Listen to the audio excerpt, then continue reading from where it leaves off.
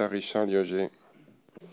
Merci, Monsieur le Président. Monsieur le PDG, le bouleversement du paysage industriel à partir de la révolution numérique est très bien illustré par votre parcours que vous avez rappelé dès le début.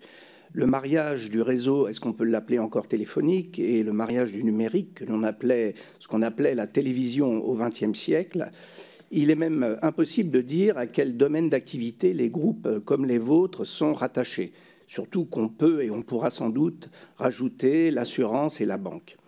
Quelle est votre vision stratégique du développement de l'interdépendance des domaines industriels dans l'avenir? Et en gros, quels sont les nouveaux domaines que vous pensez investir? Et deuxième question, j'aimerais avec vous surtout vous poser la question sur l'impact inévitable sur l'emploi. Un certain nombre de nos collègues l'ont invoqué, pour envisager avec vous les inférences sur la formation et surtout le rôle que vous pourriez jouer dans ce domaine.